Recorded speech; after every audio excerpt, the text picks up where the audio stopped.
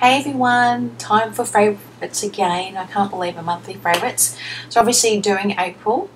So this month I've actually got a selection of face and lip products as well as some body product and hair products. So I'll try and get through everything. It's been sort of a crazy month trying to actually sort of use a lot more of my, I suppose, older stuff obviously to get through it. As well as the fact that I know I did a makeup collection storage video fairly recently, but I've literally gone through it again and pulled out everything around the house, bathroom, etc., except for some essentials in there. And I've discovered more stuff that I really need to start using, as well as sort of reminded myself I have some more. But as you'll see behind me, it's growing again. Also the fact that I've actually really sorted it out properly, so it's a lot more easier to see everything. I've even used those two A4 not cabinets, but you know what I mean, the ones that are there. They're now incorporated into it, and it's changed completely again, and everything all changed. But so I'll get straight to it now. Okay, one of the first things that I found again, and I love blotting tissues. If you haven't sort of seen some of my other favourite videos, I'm like addicted to blotting tissues, because there's a fine line between that nice glowy, dewy sort of finish to the really over glossy, shiny and oily look. So I mean, I'm addicted to those. My favourite is still Swissper's blotting tissues, because they're a great size and a great price, and you can really use the plastic sleeve.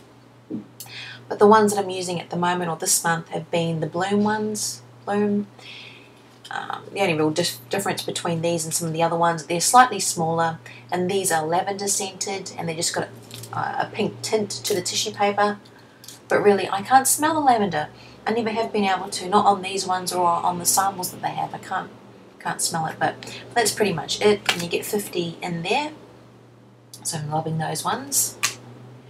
Next thing is something else that I found when I was digging around, and this is a Bourjois, if I'm saying that correctly, brush concealer. You can see that, so it's just like that. It's got the little twist, and you've just got the little brush applicator on the end. So it's like that. You can see that. This one's a fairly pinky sort of undertone, well, pinky, almost apricot-y undertone. So I hardly ever use this one, but I've been finding, since I'm probably a little bit darker, you probably can't tell on camera, I'll be getting paler soon enough though. But I've been finding this quite good. Sort of around the eyes, not directly under the eyes, and sort of around some of the other parts on my face. I'm really loving this one. But my main one that I like to use under my eyes, so I use a mixture, is my Estee Lauder Ideal Light. This is a shade lighter. There's that one. But I love that. Ooh. But loving that one. And as well, when I went through all my collection again, I started to put, oh, the stickers come off. I put little stickers on there when I thought I'd open them if I had forgotten to put them on there, so just so I know when to change them up. Now, next item, something I've had a little while too. It's the from Naked Minerals by Jemma, and this is the Shimmer Sticks. I'm actually not sure if this is an Australian or this is an international brand. I'll have to look that up, but by Jemma. It's makeup by Jemma. It's a whole minerals line. I've got some of the lip glosses, and this is the Shimmer Stick. So obviously you can use it around the eyes or wherever you want. It's a beautiful gold colour. I can't remember the name. It had a name that shows up, but it's a really nice sort of shimmer to it. Nothing too intense, but you can use that as a highlight. You can use it around the eyes or in a corner on the brow bone if you want a sort of goldy look, or bronzy look. But this one, I actually found this range really expensive in comparison, because this was about, from memory, about 21 or 26 Australian dollars, and the lip gloss was around about the same. But considering this is fairly similar to my NYX Stix, which are about, what we pay, $4.95 AU. Yeah, there's a big sort of difference, but it is really nice. And again, the whole line is supposed to be all mineral, but not quite sure, but I'm really loving that. And okay, now on to lip products. So one of my favourite lip glosses for the month, apart from I still love my Lancome Mauve Fiesta 308, I'm addicted to that one. I've just picked up the NP I forget the actual name, but it's just mauve. It's a mauve lip gloss, slightly shimmery lip gloss that's gorgeous as well. But I'm really overkilling my Barry M lip gloss in Toffee. Does it have a number? Hold on.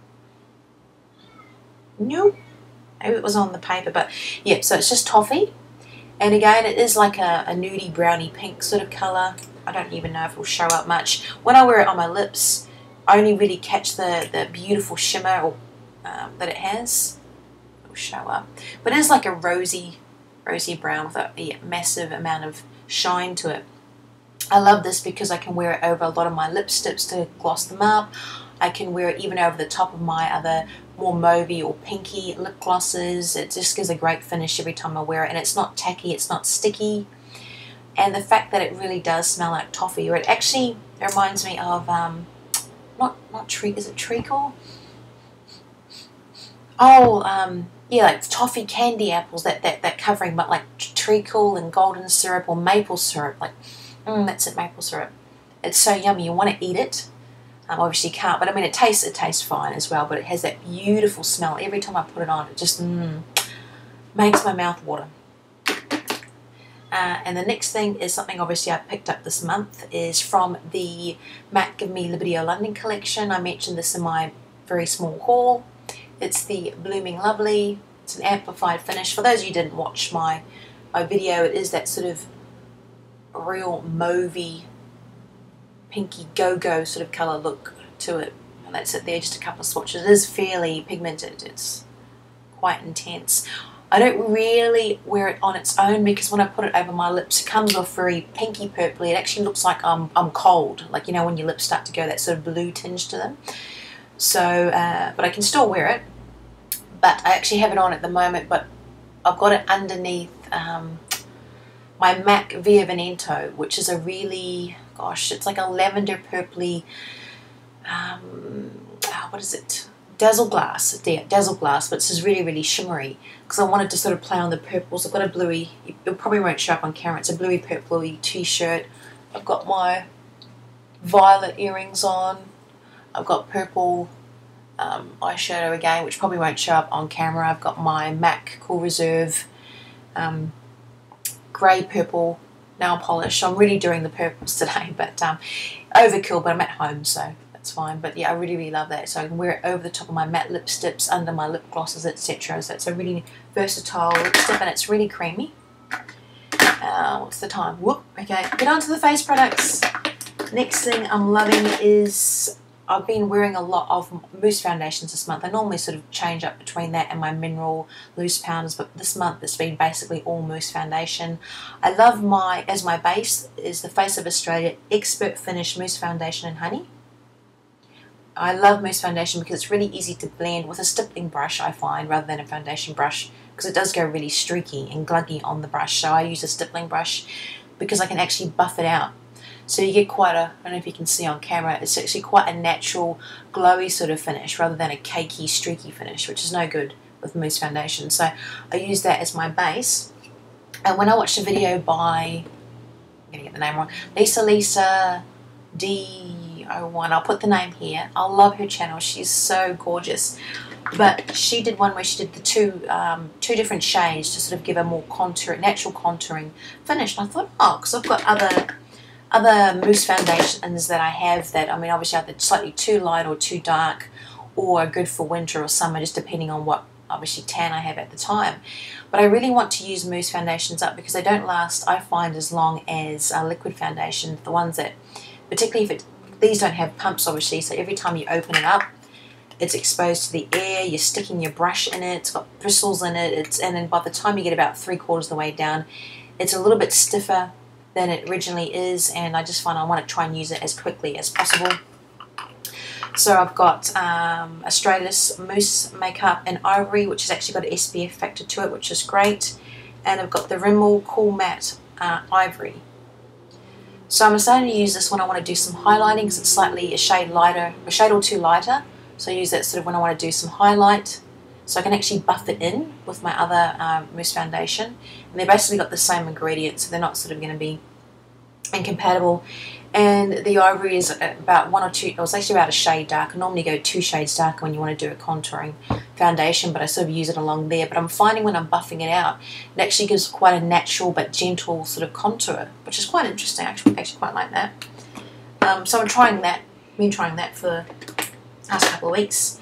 And since I've been doing the Mousse Foundation, I've been going for the cream blush. And I got this in a haul recently. It's the NYX Rouge Cream Blush in Natural 02.